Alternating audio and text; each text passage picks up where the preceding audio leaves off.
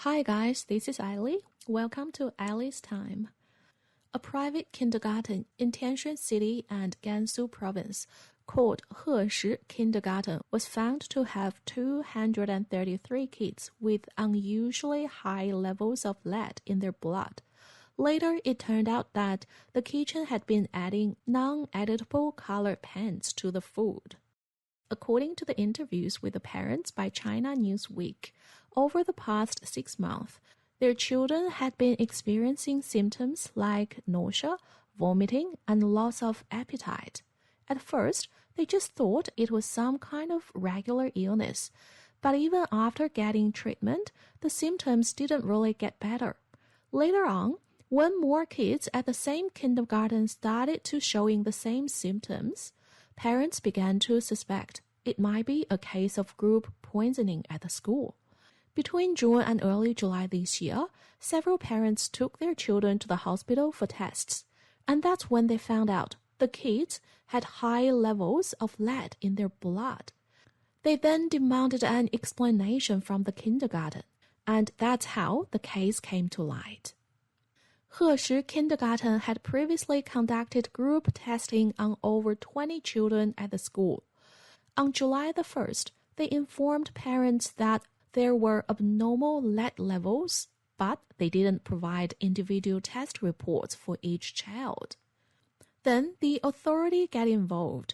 The city of Tianshui formed a joint task force to investigate the case and retest all 251 students currently enrolled at Heshi Kindergarten. On the 7th of July, the results were released.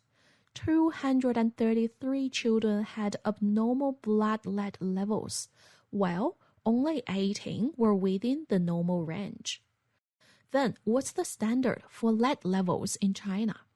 In China, the standard for lead levels in the blood considers anything under 100 microgram per liter as normal for children and under 200 microgram per liter for adults. For people exposed to lead at work, the reference level is under 400 microgram per liter. However, in Taiwan, the commonly used unit is microgram per deciliter. A child is diagnosed with lead poisoning if their blood lead level is 10 microgram per deciliter or higher. When the level goes over 50 microgram deciliter, symptoms like vomiting, stomachache, and drowsiness may appear. If it goes over 70 microgram per deciliter, it even leads to coma in children. According to Pengpai News, one parent said the kindergarten arranged a lead test for their children that came back with a result of 219 microgram per liter, clearly above the safe limit. But when they took the child to a hospital in a different province, which is Shanxi Province and Xi'an City, for another test, the result came back at 466 microgram per liter.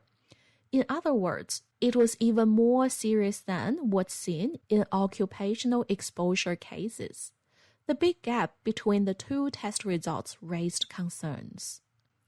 Another parent told Cover News their 5-year-old was reported by the kindergarten to have a lead level of 56 microgram per liter, which falls within the normal range. But a later test in a different hospital, which is not arranged by the kindergarten, showed that it was actually 342 microgram per liter, a major jump. Cases like these have made parents suspicious. Why are there such huge differences in test results? Could there have been data manipulation? So far, there hasn't been a clear explanation.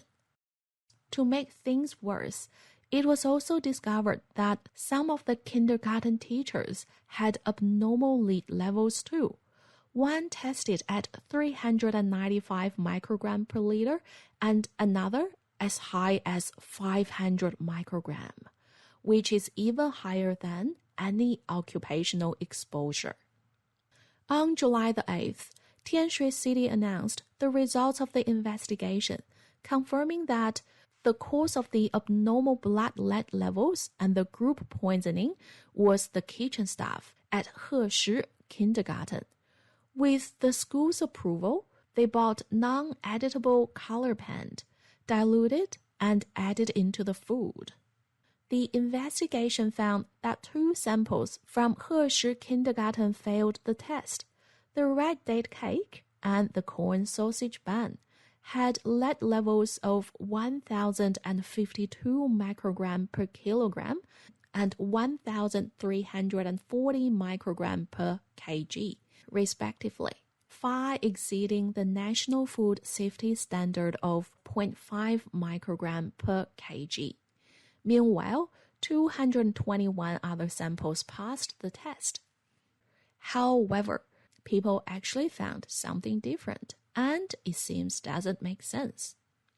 Number 1. From the perspective of the appearance and taste of the food. As we know, 1 kilogram of the color paint contains 80 milligrams of lead, which means 1 kilogram of flour needs to mix with around 12 kilograms of paint to make it the lead level of 1,052 microgram per kilogram. So that means 1 kilogram flour with 12 kilograms of paint. You can rarely see or taste any flour, so it doesn't make sense. Second, from the parents. One parent told the media that the kindergarten's dessert and date cake were actually purchased from outside, with a dedicated supplier in Meiji district. But now they're telling the public that it was made in-house. It doesn't make sense. Third, from the perspective of the cost. If we search online on China's internet, you may find no matter what kind of color paint it is, the cost is much more expensive. For example, the color paint costs at least 15 Chinese yuan per 30 gram. For oil painting, it's around 10 Chinese yuan per 50 milliliter. Acrylic paint is around 5 Chinese yuan per 100 milliliter. And watercolor paint is around 10 Chinese yuan per set, which is around 60 milliliters in total, compared to the food coloring, which is around 5 Chinese yuan only per 100 gram, which is much cheaper than all other paints. Why does the kindergarten use more expensive and poisoning material than choosing the cheaper and edible materials? It doesn't make sense. Number 4. Children who don't actually eat in kindy.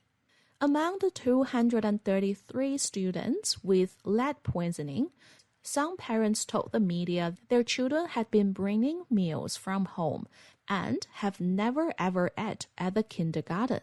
However, this time, they've got lead poisoning as well. It doesn't make sense. Later, people on internet found something very interesting. There is a mine operation factory which is very close to the kindergarten. It's only 11 minutes drive from the mine operation station to the kindy. In 2022, that company's mining and processing system produced a total of 236,000 tons of metal in concentrate form, including copper, lead, zinc, and more. And secondly, someone who didn't want to be named said, there are actually 2 water systems in the area. Regular neighbors use tap water, but because water is expensive there, and since the kindergarten is on the ground level, they get their water from a privately dug well. That also helps explain why the parents have normal blood lead levels, but the teachers and kids at the kindergarten have elevated levels. If so, if we put all these things together, things seem to be massive. As some of the people replied on internet, if the groundwater has been completely contaminated, then under the current policies, this would be considered a major, possibly even a massive case. The central government could very well starting hold the provincial level officials accountable. It wouldn't just involve the environmental authorities, but also economic departments and local development and reform commission, etc., etc. They would all be responsible. But if it turns out the kindergarten director was using painting materials and that caused the issue, then the responsibility could be contained just a few individuals, much more manageable. 24 to 48 hours after this news has been exposed on internet.